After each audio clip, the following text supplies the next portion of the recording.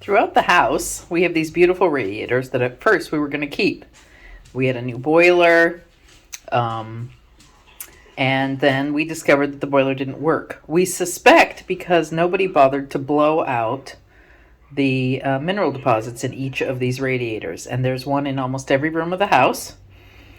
But as the pain in the backside ensued, we decided, and we moved our furniture in, we decided that we no longer cared for these radiators and that we're probably going to remove all of them, or maybe all but one, just as an homage to the old radiators.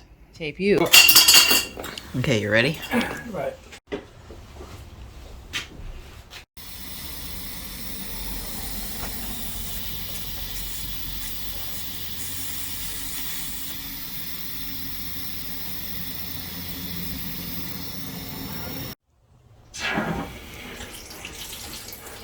It's clear. That's the water out of our radiators, which is amazingly clean. So that even concerns me even more, because that means the system's clean. Oh, here we go. We got some goober.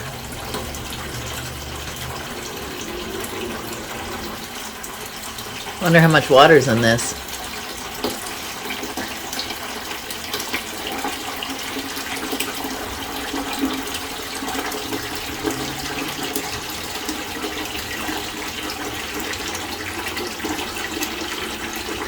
I don't know why David's brave today to do it, but today was the day. Oop.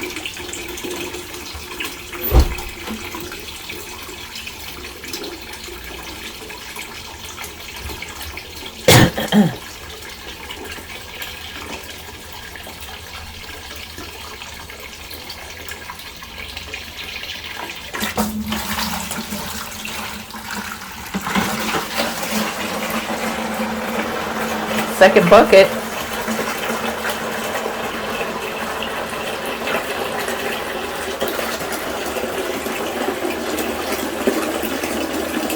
I'm wondering if I shouldn't go empty one.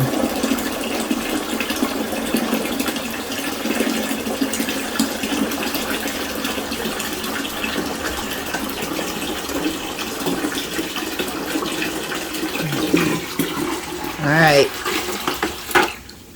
Station break while I empty one bucket. Back. We now have 2 buckets full. I emptied one. So what we've now pulled 10 gallons out, and I'm about to go to 15. And now we're up to, ooh, and here comes the goo. Now we're up to 20. We're still filling buckets. We're up to 50 gallons so far. David ran downstairs. It stopped. And David ran downstairs and opened the valves in the bottom ones, and that's what's gotten us this lovely black sludgy water. It's still very liquid, but it's very black. When you pour it out, it's kind of greeny brown. But we're still draining. All right, we're getting the end of the line. We got about 65 gallons.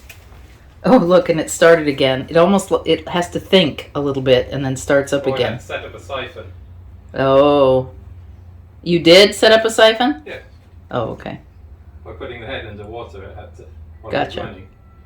Yeah. So 65 gallons later, and whatever we get out of this last dregs, and our radiator system that is all over in here, like half of this junk is the radiator system, will be emptied. And then we can start thinking about taking out radiators. Not looking forward to that because they weigh a lot. All right, using this giant monkey wrench, David unscrewed this bolt that was rusted on to an L bracket or an L pipe or whatever that connected it to this thing coming out of the wall. Oh, the shutoff valve. And then once he did that, then there were some lower ones to undo down here. Note the toilet paper, guess why? Because there's sludge in the bottom of that leaked out, and it looks like, I don't know, old blood. So you get this rusty brown yucky stuff pouring out there. And then I assume, oh no, that one's covered. So this one dripped onto the floor too. So once these two things are connected, and oh, and here's the valve that you got the video footage of. Once this is connected, we now have a giant, really heavy thing that we can take out of the house. Go ahead and take your monkey wrench off. And now we can't get it off because it's very difficult. It's a giant beast of a thing. There we go. Okay, here is the giant monkey wrench, almost as tall as the radiator itself. And then here is the radiator. And we can now carry this thing out of the house, only we don't have enough muscle to do it. So we're gonna have to find at least two very strong people to carry our upstairs radiators out, and then have them back to carry our downstairs radiators out.